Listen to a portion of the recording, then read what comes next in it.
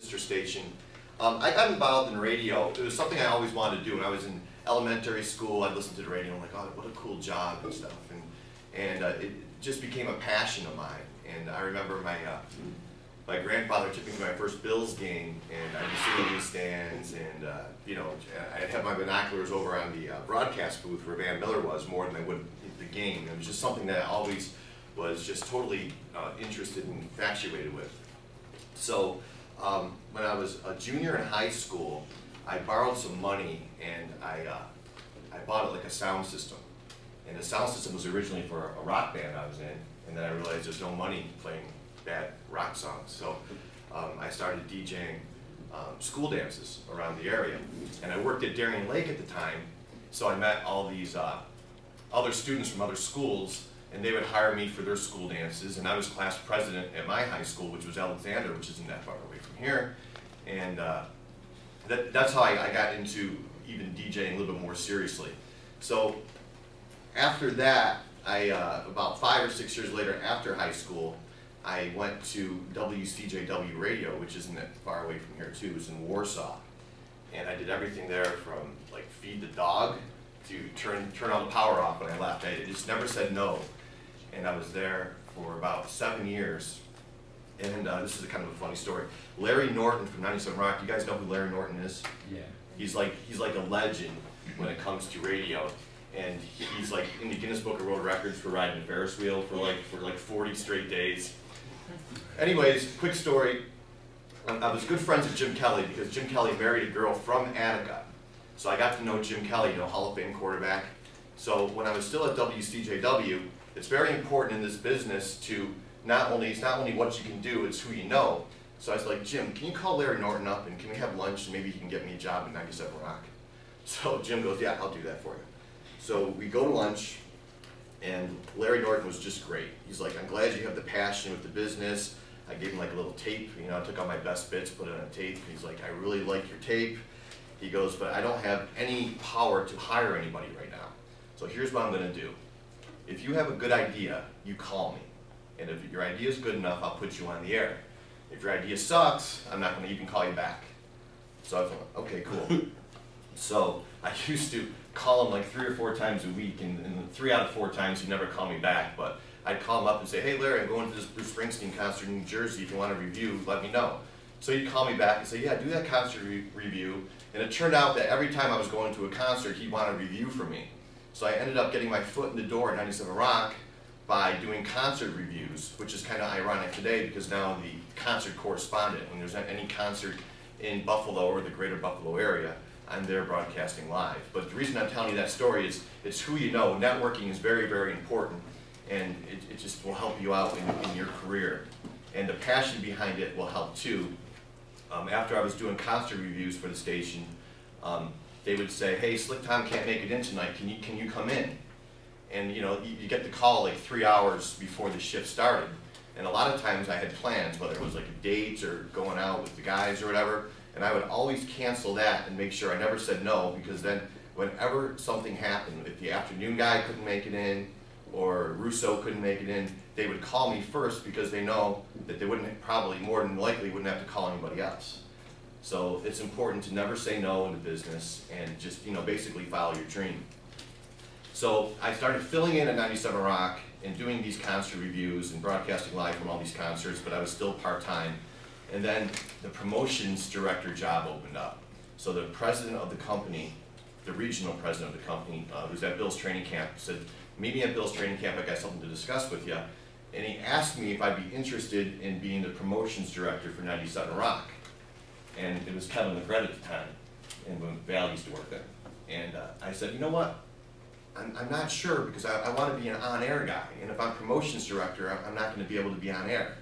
And he said, trust me, you're going to get more airtime being promotions director, and plus you'll be full-time. So I thought about it for a couple days. I talked it over with Larry Norton, talked it over with John Hager, who is the operations director for Citadel. And they all said, take it, it's going to be great for you. So they offered me the job, I took it, and then my life has just changed ever since. It's a very exciting job, it's a fun job to work. It's not a hard job, but it's a very demanding job. And I would basically be all over the place doing all kinds of promotions, organizing prizes to be given away on air.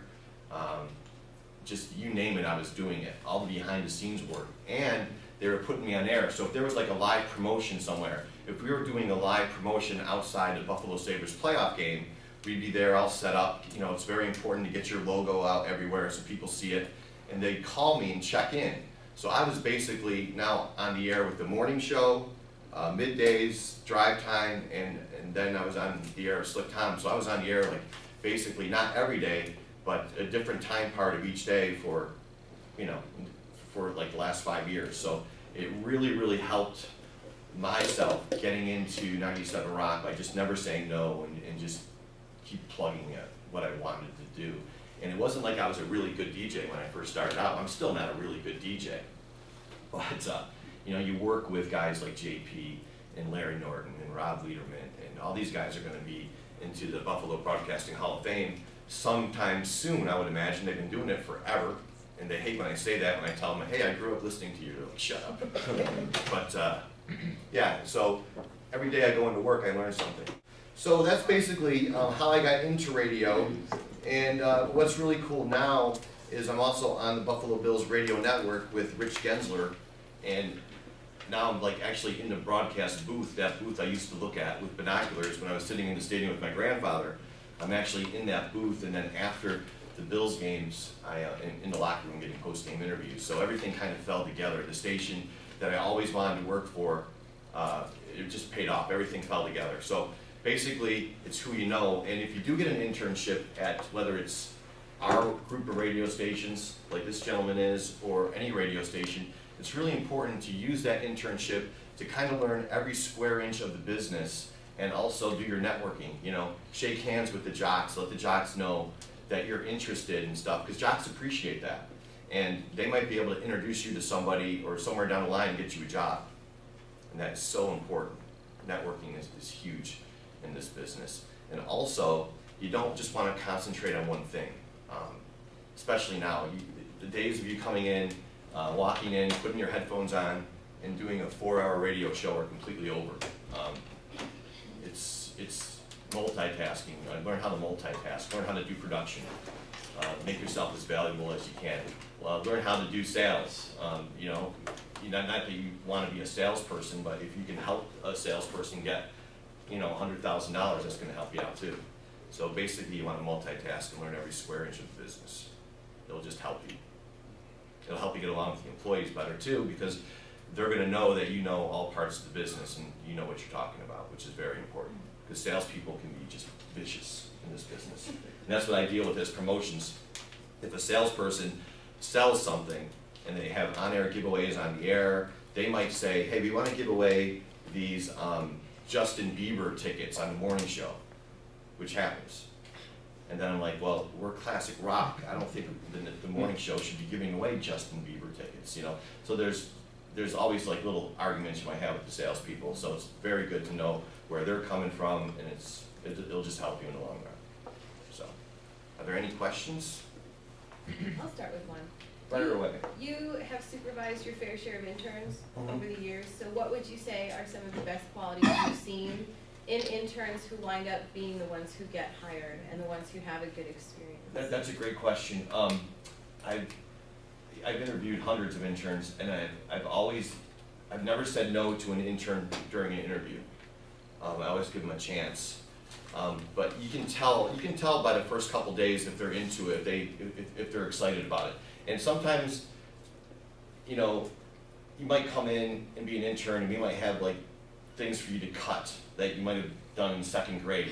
You know, I mean, it's not always exciting, you know, work, but you can always usually tell like a week or two if the intern has that passion and really wants to succeed in the business. You can tell how they interact with the jocks and the other part-timers. But